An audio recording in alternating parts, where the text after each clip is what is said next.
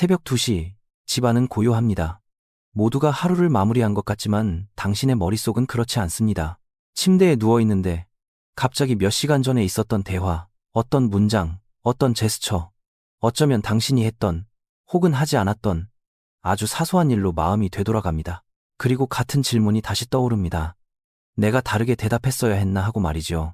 그냥 넘겨버리려고, 어떻게든 잠들어 보려고 애를 쓰지만 당신의 마음은 마치 누군가 당신 안에 모터를 끄는 것을 깜빡한 것처럼 계속해서 돌아갑니다. 그러다 문득 불편한 의문이 고개를 듭니다. 왜 내 마음은 멈출 줄을 모르는 걸까? 겉으로는 이런 모습이 거의 보이지 않기 때문입니다. 사람들은 그저 당신을 차분한 사람, 생각이 깊은 사람, 말이 적은 사람으로만 보지만 당신의 내면에서는 아주 다른 일이 벌어지고 있습니다. 당신의 마음은 대화를 복귀하고 선택을 분석하며 아직 일어나지 않은 상황들을 상상합니다.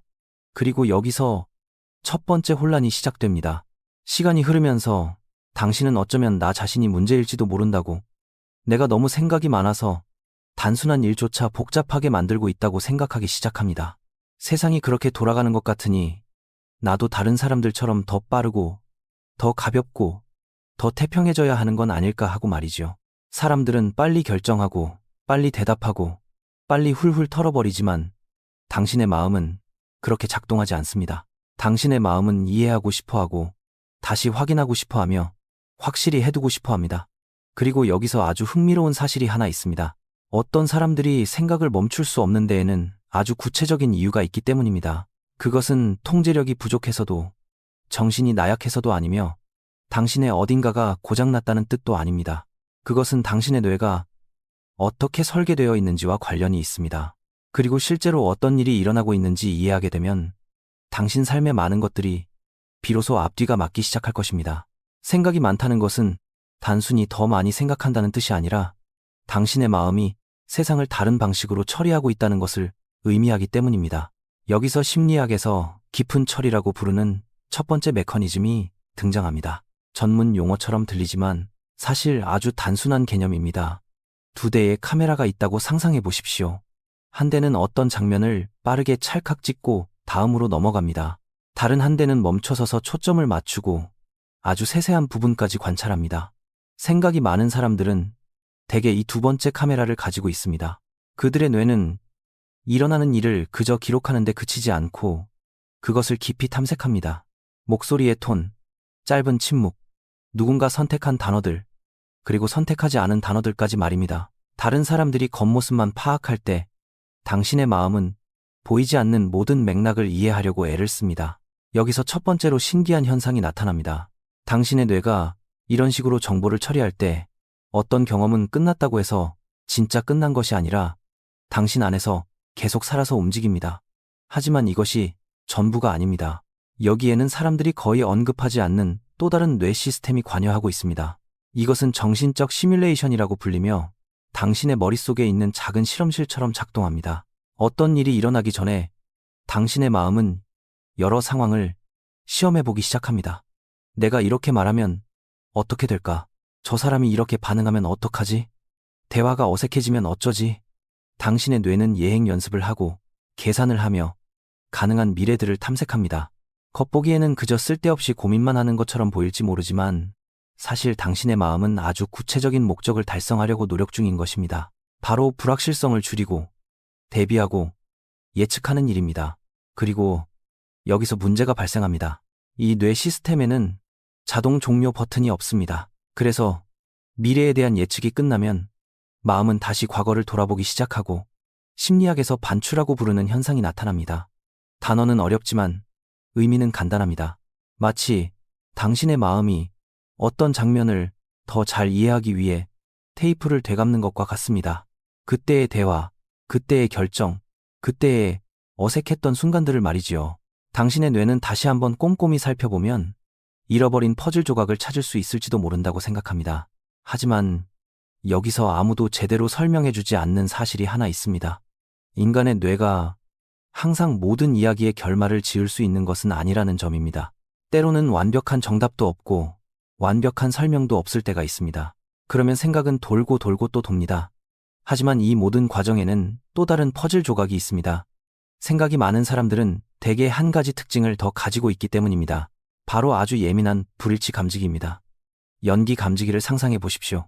연기가 아주 많이 나야만 울리는 집이 있는가 하면 아주 적은 연기에도 민감하게 반응하는 집이 있습니다. 어떤 사람들의 뇌에서도 이와 똑같은 일이 일어납니다. 사람들 사이의 미묘한 기류 변화, 어딘가 이상한 몸짓, 미세하게 달라진 말투, 애매모호한 문장들을 감지해냅니다. 그러면 당신의 마음은 경보를 울립니다. 무언가 앞뒤가 맞지 않는다고 말이지요.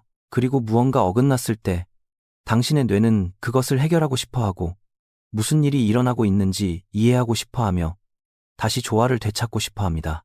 그렇기 때문에 생각이 많은 사람들은 단순히 상황만을 분석하는 것이 아니라 관계, 맥락, 동기를 분석하며 겉으로 드러나지 않은 속뜻을 이해하려고 노력합니다. 하지만 여기에는 훨씬 더 깊은 차원의 이야기가 숨어 있습니다. 이런 유형의 마음을 가진 사람들은 대개 자기 내면에 대한 인식 수준도 매우 높습니다. 이는 곧 자기 안에서 일어나는 일들, 즉 자신의 감정, 반응, 모순점들을 아주 선명하게 알아차린다는 뜻입니다. 마치 내면의 경험을 들려주는 볼륨이 남들보다 조금 더 높게 설정되어 있는 것과 같습니다. 다른 사람들이라면 그냥 무시하고 넘어갈 법한 감각들을 당신은 온전히 느끼고 자세히 들여다보고 이해하려고 애씁니다. 이것은 엄청나게 가치 있는 능력일 수도 있지만 동시에 사람을 몹시 지치게 만들 수도 있습니다.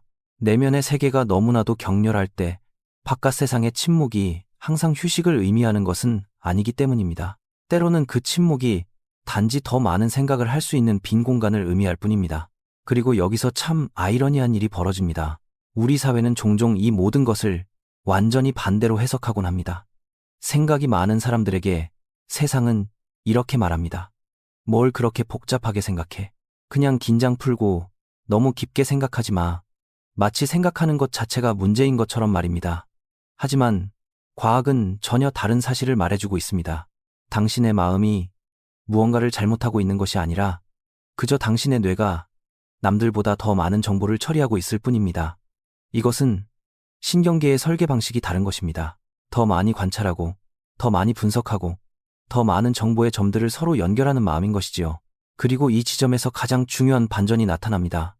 생각이 많은 사람들은 생각에 문제가 있는 것이 아닙니다. 그들은 단지 남들보다 더 깊은 차원에서 세상을 이해하려는 뇌를 가졌을 뿐입니다. 그래서 어떤 상황은 완전히 매듭지어지기까지 남들보다 더 오랜 시간이 걸리는 것입니다. 그래서 어떤 질문들은 마음속에 더 오래 머물러 있는 것입니다. 그래서 어떤 경험들은 유독 더 강렬하게 느껴지는 것입니다. 그것은 당신의 어딘가가 고장나서가 아니라 당신의 마음이 일관성을 만들고 온전히 이해하고 삶의 의미를 찾으려 애쓰고 있기 때문입니다. 그리고 이것을 이런 시각으로 바라보기 시작할 때 무언가가 변하기 시작합니다. 머릿속 스위치가 꺼지지 않아 뒤척이던 밤들이 더 이상 나의 단점이나 결함으로만 느껴지지 않습니다. 끊임없이 꼬리를 무는 질문들도 내 안의 오류처럼 느껴지지 않게 됩니다. 그것들은 그저 당신의 시스템이 작동하는 방식의 일부이자 당신이 현실을 탐험하는 방식, 사람들을 이해하는 방식의 일부로 다가오기 시작할 것입니다. 어쩌면 그래서 당신의 마음은 그 모터를 완전히 끄는 법을 몰랐던 것일지도 모릅니다. 망가져서가 아니라 세상을 그 누구보다 더 깊이 이해하려고 노력하고 있었기 때문입니다. 만약 이런 이야기들이 당신의 이야기처럼 익숙하게 들린다면 그것은 아마 우연이 아닐 것입니다. 남들보다 더 많이 관찰하고 더 많이 분석하며 세상을 더 강렬하게 느끼는 마음 이면에는 거대한 심리학의 세계가 존재하기 때문입니다. 그리고 우리 채널에서는 이 세계를 계속해서 탐험해 나갈 것입니다. 때로는 문제처럼 보였던 것들이 사실은 그저 현실을 바라보는 또 다른 방식일 뿐이니까요.